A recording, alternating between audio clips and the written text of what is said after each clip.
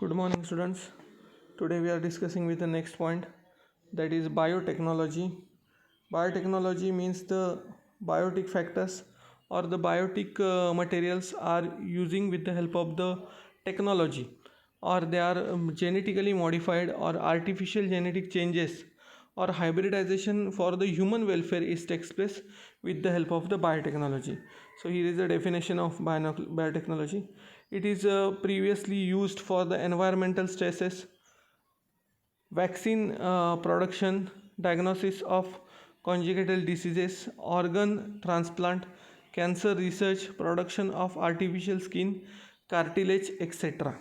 in the laboratory. So these are the various aspects or various sides of the biotechnology. Here in that chapter we are discussing only about or the biotechnology related with the plant cells. So it is called a tissue culture.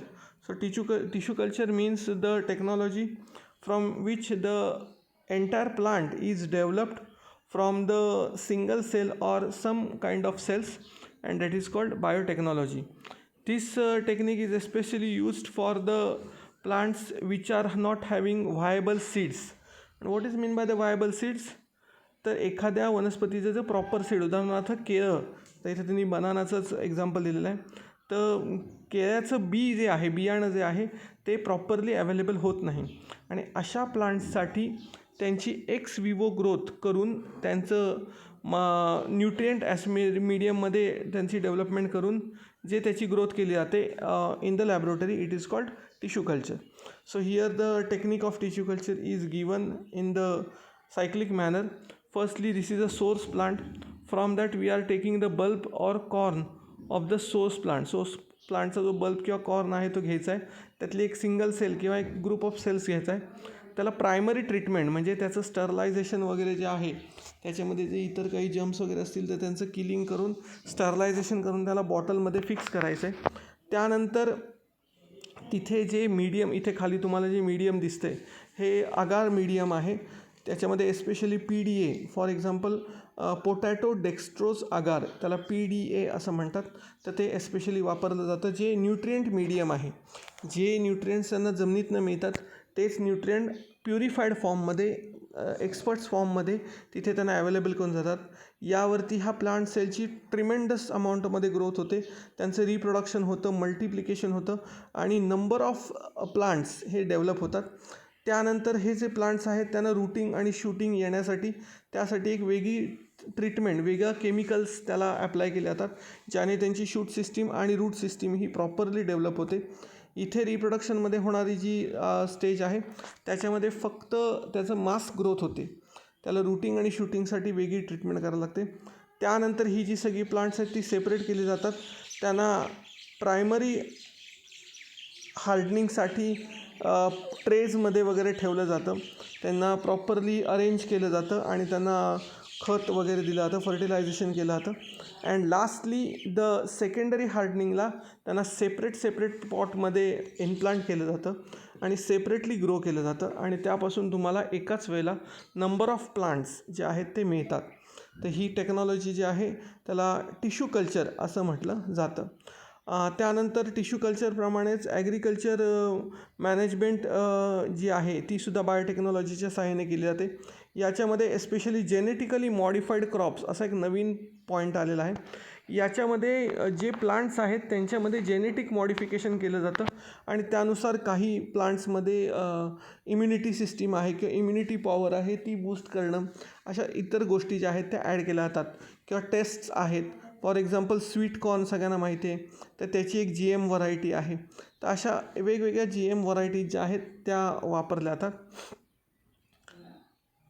Different useful characteristics are introduce into the varieties.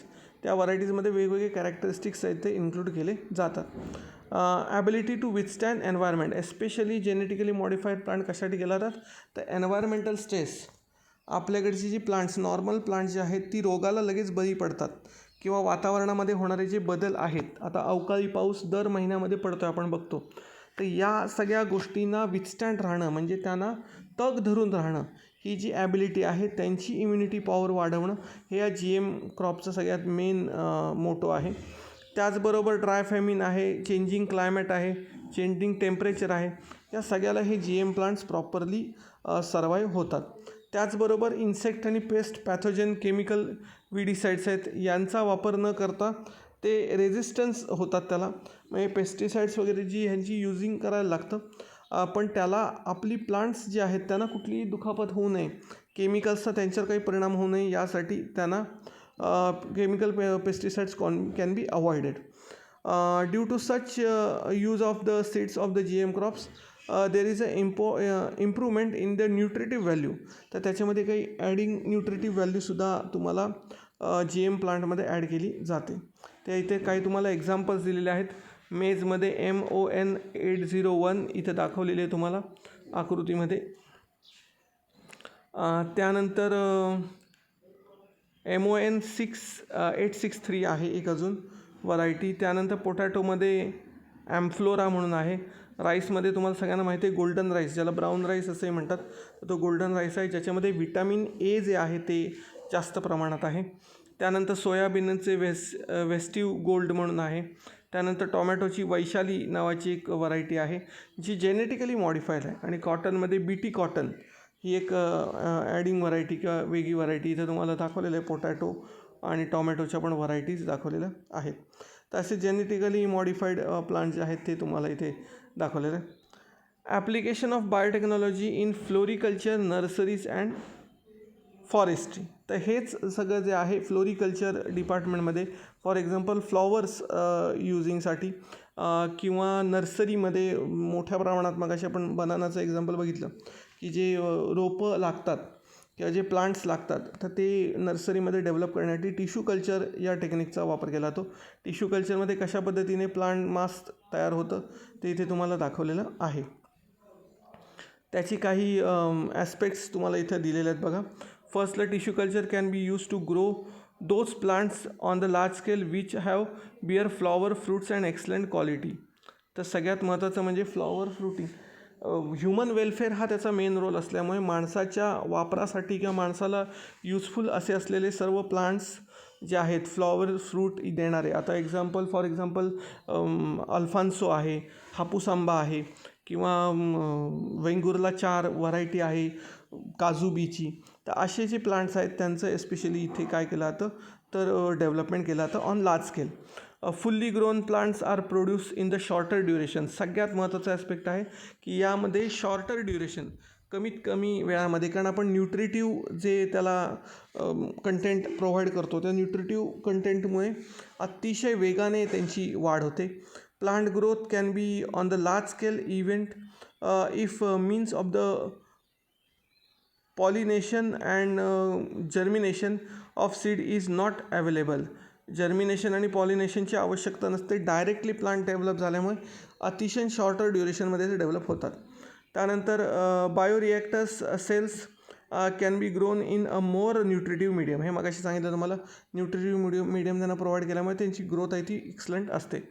Large number of seedlings and plants are develop. Usually plants produce tissue culture are genetically modified. तर हे genetically modified plants त्याच्यामध्ये एखादा extra character add करून पाठवला जातो. Embryos formed in a environmental hybridisation technique between 2 or more varieties. 2 किंवा 2पेक्षा जास्त varieties एकत्र करून त्यांची जे गुड क्वालिटीज आहेत ते एकत्र करून एक नवीन व्हरायटी सॉर्ट तयार करता येते. Rare and enlarge plants can be grown with the help of tissue culture. ज्यांचं व्हायबल सीड्स आहेत, मग असे सांगितलं की ज्यांचं सीडलिंग प्रॉपर नाही, तसेच जे रेअर प्लांट्स आहेत तर त्या रेअर प्लांट्सची व्हरायटी जतन करण्यासाठी किंवा त्यांची व्हरायटी टिकवून ठेवण्यासाठी हे टिश्यू कल्चर वापरलं जातं. त्यानंतर इथे आपला हा टिश्यू कल्चर पॉईंट कंप्लीट झाला आहे. नेक्स्ट पॉईंट आहे ॲग्रो टुरिझम. आत्ता सध्या रिसेंटली हा नवीन एक पॉईंट डेव्हलप होत आहे, ज्याच्यामध्ये ॲग्रो टुरिझममध्ये जी बाग आहे किंवा जे आपलं जागा आहे ती डेव्हलप केली जाते, जेणेकरून तिथं तुम्ही टुरिस्टसुद्धा बोलवू शकता. तुम्ही महाबळेश्वर वगैरे या साईडला गेलात तर तिकडे ॲग्रो टुरिझम जे आहे ते मोठ्या प्रमाणावर केलं तर स्ट्रॉबेरीसाठी. तसं आता आपल्या इकडे काजू आणि आंब्याच्या ज्या बागा आहेत, फणस आहे त्याच्यामध्ये, करवंद आहेत, तर असं जे आहे प्रॉपर त्याचं व्हेजिटेशन करून प्रॉपर लागवड करून एक तुम्ही त्याला पर्यटन स्थळ बनवू शकता आणि त्याला ॲग्रो टुरिझम, ॲग्रिकल्चर फील्डमध्ये टुरिझम असं आपण करू शकतो. इथे त्यांनी ॲग्रो टुरिझम सेंटर जी आहेत ती डेव्हलप कशी करायची ती सांगितलेली आहेत. याच्यामध्ये तुम्ही मँगो, चिकू, गावा, कोकोनट अशी प्लांट्स लावू शकता जी फ्रूट प्लांट्स आहेत. त्यानंतर शेड गिविंग लोकल व्हरायटीज आहेत ज्यांचा कॅनोपी मोठा आहे, फॉर एक्झाम्पल वड आहे, पिंपळ आहे, अशी प्लांट्स. त्यानंतर ऑर्नामेंटल आणि फ्लॉवरिंग प्लांट्स. आता तुम्हाला सगळ्यांना माहिती आहे फोटोग्राफी, आपण कुठेही पर्यटनाला गेलो की आपली फोटोग्राफी फार मोठ्या प्रमाणात असते, तर त्या फोटोग्राफीसाठी आपण फ्लॉवरिंग प्लांट्स लावू शकतो. बटरफ्लाय गार्डन्स, तिथे तुम्हाला बटरफ्लाईजसुद्धा फॉर एक्झाम्पल फ्लॉवरिंग प्लांट्स असतील तर बटरफ्लायज मोठ्या प्रमाणात तिथे येतात, तर त्यांचं एक बटरफ्लाय गार्डन. मेडिसिनल प्लांट्स आहेत ज्याचे प्रॉडक्ट्स तुम्ही तिथे विकण्यासाठी सुद्धा ठेवू शकता. तर अशा पद्धतीने हे ॲग्रो टुरिझम जे आहे, ऑर्गॅनिक व्हेजिटेबल्स अँड फ्रूट्स, पालेभाज्या आहेत आपल्या इकडच्या ज्या एस्पेशली व्हरायटीज आहेत तर त्या तुम्ही तिथे ठेवू शकता. तसं हे ॲग्रो टुरिझम तुम्हाला सांगितलेलं आहे. त्यानंतर नेक्स्ट आहे ॲग्रो कॉम्प्लिमेंटरी ऑक्युपेशन्स, ज्याला आपण शेतीपूरक व्यवसाय असं म्हणतो. शेतीला जोडधंदा म्हणून काही व्यवसाय, त्याच्यामध्ये ॲनिमल हजबंडरी. सगळ्यांना माहिती आहे की दुग्धोत्पादन जे आहे ते मोठ्या प्रमाणावर यामध्ये केलं जातं. जी शेतातलीच जागा आहे तिथे छोटासा एखादा गोठा बांधून तुम्ही त्या ठिकाणी हे पालन करू शकता. त्यातली जे बैल आहेत ते बैलगाडी म्हणून किंवा शेतीच्या कामांसाठी उपयोग करू शकतो. आणि गाय, म्हैस आहे त्यांचा वापर दुधासाठी केला जातो. याच्यामध्येच काऊज आणि बफेलोचे एक्झाम्पल्स जे आहेत ते एस्पेशली त्यांनी दिलेले आहेत. ज्या देसी लोकल व्हरायटीज आहेत ज्यामध्ये सहीवाल, सिंधी, गीर, लाल कंधारी, देवणी, खिल्लारी, डांगी अशा व्हरायटीज आहेत. आणि फॉरेन व्हरायटीज किंवा एक्झॉटिक व्हरायटीज ज्याला म्हणतो आपण, ज्यामध्ये जर्सी, ब्राऊन स्विस, होसलँड अशा वेगवेगळ्या व्हरायटीज आहेत ज्या प्रॉपर मिल्क जे आहेत, हाय इल्ड मिल्क जे आहेत ते देऊ शकतात. तर या सगळ्या गोष्टींमध्ये ॲनिमल हजबंडरीमध्ये त्यांच्यासाठी तुम्हाला काय करायचं आहे ते तुम्हाला 3 पॉईंट एस्पेशली इथे दिलेले आहेत. त्यांचं balance diet, rich source of food, sufficient water, cattle shed फार महत्त्वाचे आहेत, क्लीन ड्राय, आणि लास्टली त्यांचं वॅक्सिनेशन, त्यांचं जे लसीकरण आहे ते प्रॉपर झालं पाहिजे. तर अशा वेगवेगळ्या प्रकारच्या ज्या व्हरायटीज आहेत त्या तुम्ही गाई म्हशींच्या पाळू शकता ॲनिमल हजबंडरीमध्ये. त्याचबरोबर अजून एक शेतीपूरक व्यवसाय त्यांनी दिलेला आहे, तो म्हणजे पोल्ट्री फार्मिंग. याच्यामध्ये पोल्ट्री फार्मिंगमध्ये तुम्हाला जास्त काय माहिती दिलेली नाही. पोल्ट्रीमध्ये आपण चिकन जे आहे ते एस्पेशली एग्स आणि मीट, अंडं आणि मांस या 2 ह्याच्यासाठी केलं जातं. तर लेयर्स जे आहेत ते especially developed for the eggs and broilers are especially developed for the meat. म्हणजे मांस मिळवण्यासाठी ज्या वापरतात कोंबड्या त्यांना ब्रॉयलर्स म्हणतात, आणि अंडी देण्यासाठी ज्या कोंबड्या वापरतात त्यांना लेयर्स म्हणतात. आणि त्याच्यामध्ये व्हरायटीज लेघॉर्न, मिकॉर्ना नावं दिलेत त्यांनी, ब्रह्मा, लाँग, कोचिन, ॲसिल, तर अशी नावं फक्त त्यांनी तुम्हाला इथे दिलेली आहेत. त्यानंतर नेक्स्ट आहे सेरिकल्चर. सेरिकल्चरमध्ये एस्पेशली सिल्कवर्म जो आहे, ज्याच्यापासून बॉम्बॅक्स मोरी नावाची एक व्हरायटी आहे, commonly use for this purpose.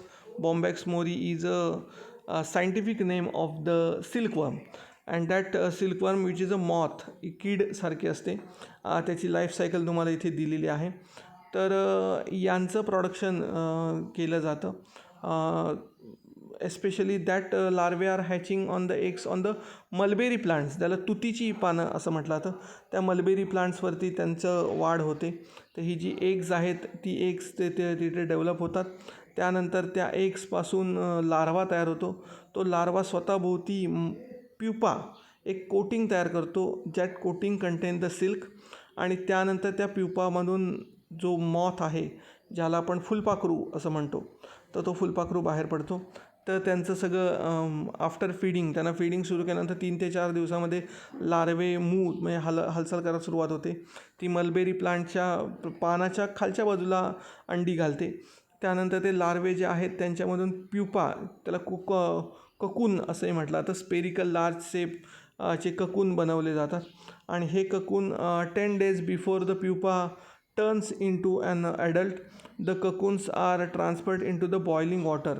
तर हे जे ककून्स आहेत, जे प्युपा बनवलेले आहेत, तर हे सगळे जे आहेत ते बॉइलिंग वॉटरमध्ये टाकतात, इथं दाखवलेलं तुम्हाला. आणि त्याच्यापासून सिल्क प्रोडक्शन जे आहे ते केलं जातं. तर अशा पद्धतीने सेरिकल्चर हा सुद्धा एक शेतीपूरक व्यवसाय, ज्याला त्यांनी